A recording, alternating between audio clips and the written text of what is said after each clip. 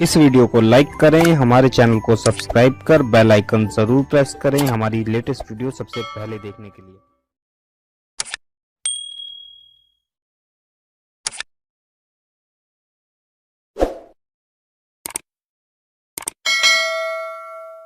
गुनाह है कबीरा।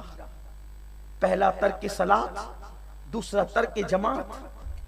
बल्कि यहाँ एक बात मुझे और याद आती है जमात के हवाले से। सैयदना फारूक आजम ने देखा कि एक सहाबी फजर की जमात में नहीं है। तवज्जो फरमाइए, बहुत खास बात है। बात तो सभी खास है, लेकिन जिस पर लोग बहुत सुस्त हो गए अब, इसलिए ये ज्यादा खास है। फजर की जमात में एक सहाबी नहीं आए। फारूक आजम ने सलाम फेरा, देखा सबको, एक सहाबी नहीं थे। नमाज से फारिग हुए, उठे और सीधा फजर के बाद उनके घर गए। अच्छा, कोई अपने घर फजर के बाद आने के लिए डरता है कि ये कोई वक्त है फजर के बाद जाने का? हम कहते हैं फजर के बाद ही जाने का तो वक्त है, इसलिए कि जो कामिलीन है वही तो फजर के बाद बेदार रहते हैं, और मुनाफिकीन के वो सोने का वक्त है जो नमाज फजर है। क्योंकि आका का इरशाद है कि मुनाफिक पर इशा और फजर बड़ी भारी है।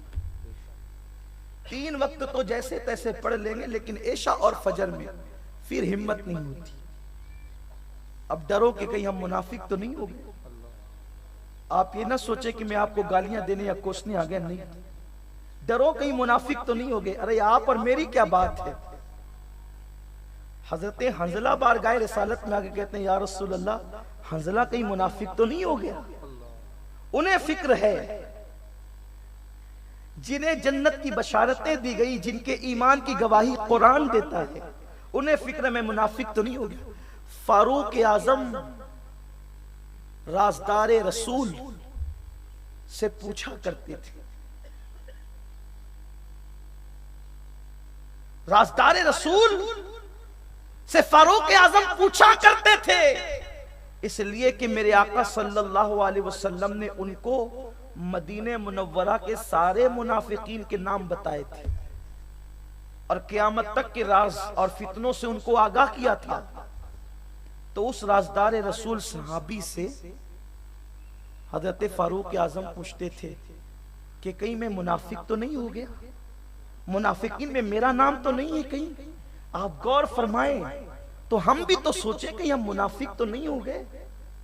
इशा और फजर ही नहीं, हम तो 3 वक्त भी गायब हैं, कहीं हम मुनाफिक तो नहीं हो गए? मेरे प्यारे आका सल्लल्लाहु अलैहि वसल्लम के दीवानों, तो हजरत फारूक आजम नमाज फजर के बाद जो सहाबी जमात फजर में शामिल नहीं थे, सीधा उनके घर दस्तक दी। उन्होंने दरवाजा खोला, मुसल्ले से उठ के दरवाजा खोला। फारूक आजम ने पूछा, तुम घर में नमाज पढ़ रहे हो? हुजूर हाफिज मिल्लत अलैहि रहमा फरमाते थे कि जो मुसाफिर ना हो, जो बीमार ना हो और जिसको दुश्मन का खौफ ना हो, अगर वो घर में नमाज पढ़े तो घर में नमाज तो औरतों का तरीका है, ये तो जनाना नमाज है। मर्दाना नमाज तो मस्जिदों में होती है। लेकिन जिसको देखो वो तो बकौल एक बुजुर्ग के कि वो अपनी 1.5 ईंट की ही बनाना चाहता है। महफिलें भी 1.5 ईंट की, अब जमातें भी 1.5 ईंट की माज़अल्लाह होने लगी। कोई किसी पे मुत्तफिक ही नहीं है, कोई किसी को मानने के लिए तैयार ही नहीं है। मेरे आका अलैहिस्सलाम ने फरमाया, करीब क़यामत लोगों को नमाज के लिए इमाम भी नहीं मिलेगा। ये क़यामत की निशानियों में से एक निशानी। देख ले, वो उसके पीछे नहीं पड़ता, वो उसके पीछे नहीं पड़ता, वो उसके पीछे नहीं पड़ता। हाँ, जिनका ताल्लुक अहले सुन्नत से नहीं है, उनके पीछे तुम्हारी नमाज होती ही नहीं।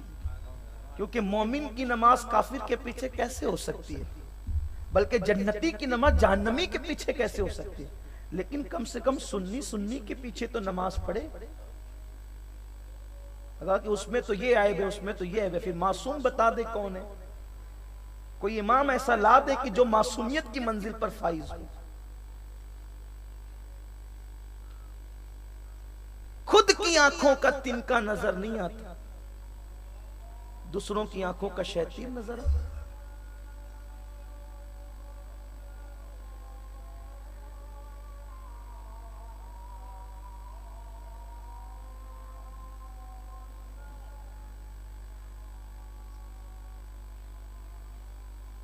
यहां भी अजान होगी, थोड़ी देर बैठ जाए, वजू का मौका भी होगा, अजान का भी होगी, नमाज का मौका भी होगा, उठे नहीं, बैठे।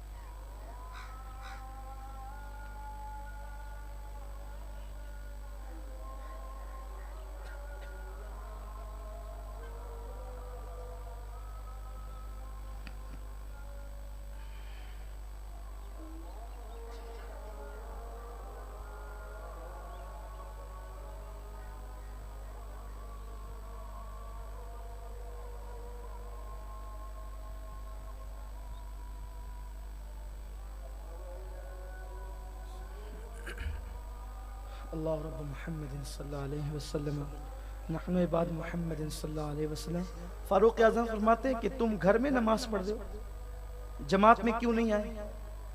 अब जमात में न आने की उस सहाबी की वजह क्या थी, जरा गौर से सुने। वो अर्ज करते हैं, अमीरुल मोमिनीन, आज मुझे शौक हुआ था कि इशा की नमाज के बाद में नवाफिल कसरत से पढ़ूं, और मैं रात के आखिरी पहर तक नवाफिल पढ़ता रहा। फिर पढ़ते पढ़ते मुझ पे नींद का गलबा हुआ और मैं आखिरी पहर में मैंने सोचा थोड़ा सो लूं, फिर नमाज के लिए जाएं। तो सोने के लिए जब मैं बिस्तर पे लेटा तो ऐसी आंख लगी कि जमात के वक्त मेरी आंख ही ना खुली, इसलिए फजर की जमात आज मुझसे तर्क हो गई। आप मुझे बताएं, बात कोई ऐसी तो नहीं नजर आती बज़ाहिर जिसका ताल्लुक गुनाह से हो, इसलिए कि नवाफिल की कसरत की वजह से फजर की 2 रकात नमाज की जमात छूट गई। फारूक आजम ने इतना सुना और सुनने के बाद फरमाया, काश कि तू वो नवाफिल न पढ़ता और फजर की जमात में आ जाता तो तुझे इससे ज्यादा फजीलत मिलती। ये नमाज बाजमाअत है, और बल्कि यहां तक फरमाया गया जिसकी जमात नहीं उसकी नमाज नहीं। यहां तक हमारे बुजुर्गों ने फरमाया, आप उठा करके देखें मेरे प्यारे आका सल्लल्लाहु अलैहि वसल्लम के दीवानों, तो हम नमाज की पाबंदी जमात के साथ करें। जो उन्वान में मुकम्मल लेकर आया था उसके तो ये 2-3 ही निकात मैंने अर्ज किए, और जो मजीद अर्ज करना था वो बाकी है। लेकिन आप जानते हैं कि आप लोग बार बार फकीर को सुनते ही रहते हैं, और ये कोई तफसीली खिताब का वक्त भी नहीं, इसलिए कि आज खिताब के लिए हम लोग खतीब नहीं हैं, बल्कि आज की इस महफिल के दूल्हा तो हुजूर मुफक्किर इस्लाम है, अताए हुजूर मुफ्ती आज़म है।